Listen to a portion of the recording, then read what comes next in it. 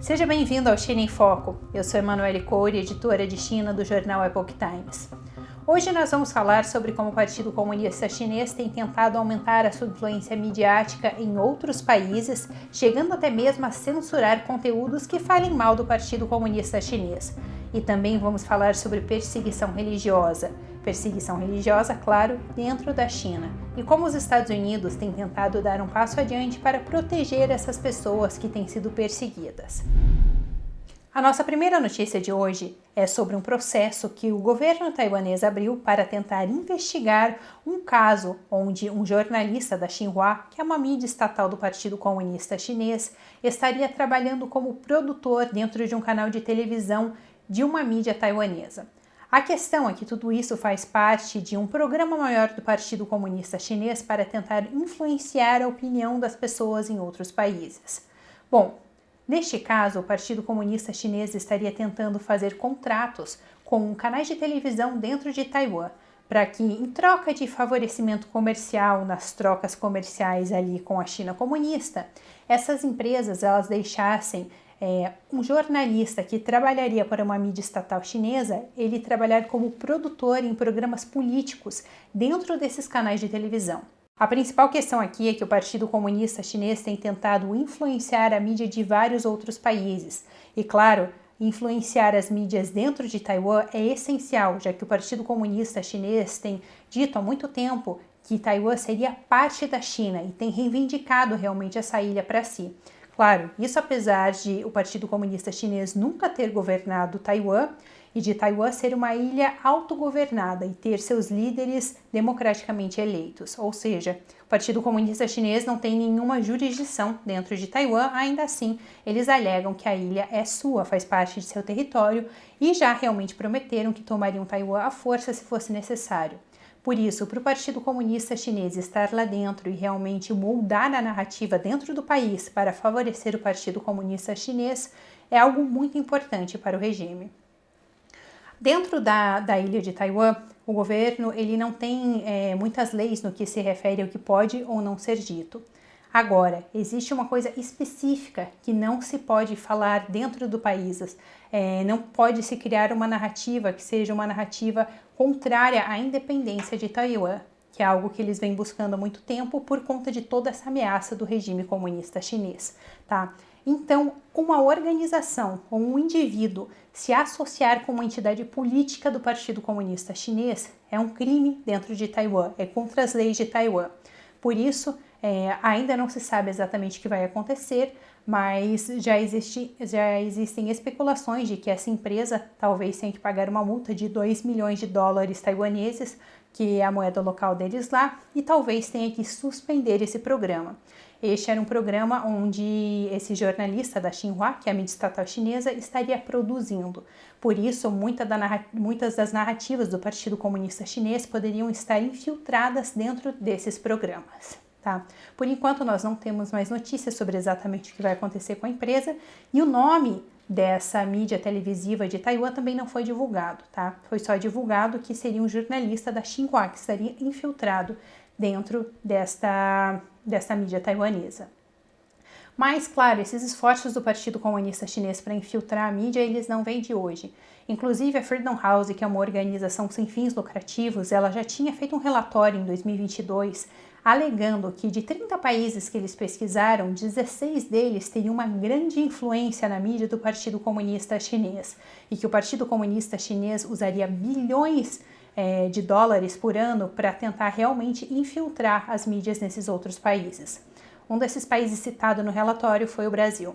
A gente sabe que realmente o Partido Comunista Chinês tem tentado ampliar a sua atuação midiática aqui no Brasil. Ele fechou inclusive acordos com Band, a gente viu acordos também com a Rede Cultura e com outros aqui, tá?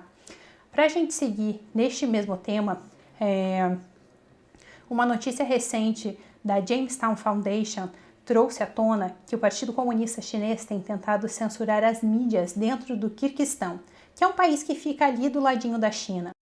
Em resumo, o Partido Comunista Chinês tem aumentado, na verdade, cada vez mais as suas obras de infraestrutura dentro do Quirguistão. O que acontece? O negócio é que muitos desses projetos de infraestrutura, muitos deles de mineração, têm dado vários problemas ambientais. E ativistas ambientais e jornalistas têm tentado denunciar esses problemas que estão acontecendo ali no Quirguistão. Nisso, o Partido Comunista Chinês começou a pressionar o governo do país para que censurasse essas pessoas. Então, por exemplo, essa reportagem traz à tona que 4 filmes dentro do país foram censurados por falar mal ou alguma coisa negativa do Partido Comunista Chinês.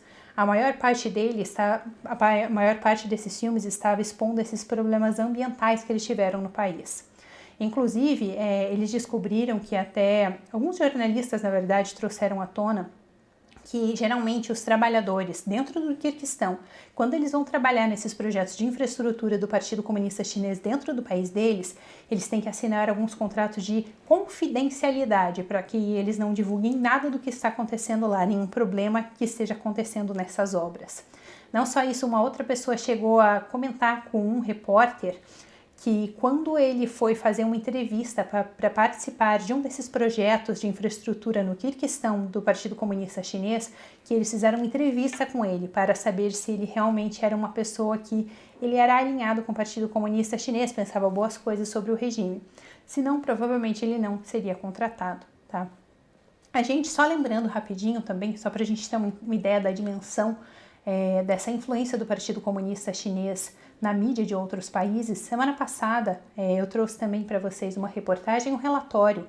É um relatório que afirma que hoje 70% da mídia na África ela é dominada por mídias estatais chinesas. Ou seja, o Partido Comunista Chinês ele domina 70% do discurso de tudo que é falado ali na África. Só para a gente ter um exemplo mais claro disso, no Quênia, a mídia Xinhua, eles têm um alcance de 11 milhões de pessoas. E isso é resumindo mais ou menos 1/5 da população do Quênia. Então, só para a gente ter uma ideia mais ou menos de como o Partido Comunista Chinês tem na verdade conseguido ampliar cada vez mais a sua influência midiática em outros países e realmente contar a sua narrativa nesses outros países. Agora, vamos para a nossa outra reportagem do dia. Uma reportagem falando sobre perseguição religiosa. Semana passada até a gente trouxe aqui também que na Câmara dos Representantes dos Estados Unidos, que seria como a nossa Câmara dos Deputados aqui no Brasil, eles aprovaram uma lei que é a Lei Falun Gong Act Protect. Essa lei, que significaria em português a Lei de Proteção ao Falun Gong, ela visa sancionar pessoas que estão de alguma forma ligadas ou que realmente atuem na extração forçada de órgãos de praticantes de Falun Gong dentro da China, tá? Que é a extração sem o consentimento dessas pessoas. Para quem não sabe, o Falun Gong, também conhecido como Falun Dafa, é uma prática milenar chinesa que nos anos 90 era muito popular na China e que a partir dos anos 90, desde 99, começou a ser brutalmente perseguida pelo Partido Comunista Chinês. Essas pessoas elas são presas, torturadas e têm até seus órgãos extraídos pelo regime chinês. Eu sei que é um tema muito complicado e até às vezes difícil de realmente aceitar, mas hoje em dia a gente já tem uma documentação muito grande comprovando realmente que essa perseguição e extração de órgãos realmente acontece. Então, é claro, o regime comunista chinês vai vender esses órgãos para outros países ali no mercado negro. Tanto que hoje, o que começou a chamar atenção foi o quão rápido uma pessoa pode ir para a China e realmente conseguir um órgão. Coisa que em outro país, por exemplo, levaria 1 ano, na China você consegue em 2 semanas. E não só isso, as pessoas elas conseguem agendar uma data para fazer um transplante de órgãos dentro da China. Todas essas coisas começaram a chamar muita atenção alguns anos atrás e as pessoas começaram a investigar. Então, por exemplo, o Parlamento Europeu já reconheceu realmente que existe essa extração forçada de órgãos. A Freedom House também tem um relatório de 2015 que comprova isso. E em 2016 a gente teve o London Tribunal, que foi um tribunal independente de Londres, onde eles fizeram por anos uma investigação realmente para tentar descobrir se isso era verdade. Eles ligaram para hospitais na China, conversaram com pessoas que tinham saído de lá e eles realmente chegaram à conclusão de que a extração forçada de órgãos acontecia em grande escala dentro da China e que os principais alvos dessa extração forçada de órgãos seriam praticantes dessa disciplina conhecida como Falun Gong ou Falun Dafa. Bom, então, na semana passada, o Antony Blinken, que é o secretário de Estado dos Estados Unidos, Logo após a aprovação desse Falun Gong Protect Act, a gente teve a liberação do relatório de direitos humanos do governo americano. Isso também, depois de eles terem publicado, uns 2 dias antes disso, eles publicaram um relatório sobre o tráfico humano. Tá? Nesses 2 relatórios, eles falaram sobre essa questão da extração forçada de órgãos e sobre a perseguição religiosa. A questão é que nesse segundo evento, onde o Blinken estava divulgando o relatório de direitos humanos, onde eles trouxeram à tona vários problemas com violações de direitos humanos, eles falaram muito sobre a perseguição religiosa. E nisso, ele se encontrou e ouviu várias pessoas de outros países falando sobre a perseguição religiosa que elas mesmas sofreram. Por isso, hoje eu vou trazer para vocês uma entrevista exclusiva com uma praticante de Falun Gong que esteve lá junto naquele momento com o Antony Blinken, o secretário de Estado americano, e ela contou a história dela, da perseguição que ela sofreu, perseguição religiosa pelo Partido Comunista Chinês. Eu vou deixar com vocês agora o vídeo aqui. Esse ano marca o 25º aniversário desde que o Partido Comunista Chinês começou a perseguir praticantes de Falun Gong. Se juntando a nós hoje está Yu Hua Jiang, uma corajosa líder que esteve várias vezes na prisão e muitas das vezes foi torturada por conta de suas crenças. Ansiosamente busca se reunir com seu marido, que ainda está preso na China. Eu fui presa. Eles me sentenciaram à prisão por 4 anos. E eles me sentenciaram ao campo de trabalho forçado por 3 anos e 6 meses. Eles me forçaram a desistir. Por exemplo, eles não me deixavam ir para a cama. E não me deixavam nem mesmo sentar. Ela falou ainda sobre seu marido, que ainda está preso por praticar Falun Dafa. Eu sempre me preocupo pela segurança dele. Isso aconteceu um dia depois de um projeto de lei chamado Lei de Proteção ao Falun Gong ter sido aprovado na Câmara dos Representantes dos Estados Unidos. Esse projeto visa sancionar qualquer pessoa que esteja envolvida na extração forçada de órgãos que o regime chinês tem realizado contra praticantes de Falun Gong. Ainda na semana passada, o Departamento de Estado americano divulgou o relatório de 2024 de tráfico de pessoas, que também traz à tona a questão da extração forçada de órgãos que o regime chinês tem executado nos últimos anos. Para praticantes de Falun Gong na China, isso é como uma luz. É esperançoso para eles. Embora o regime chinês afirme que eles não se importam com as ações do governo americano, mas certamente eles estão com medo.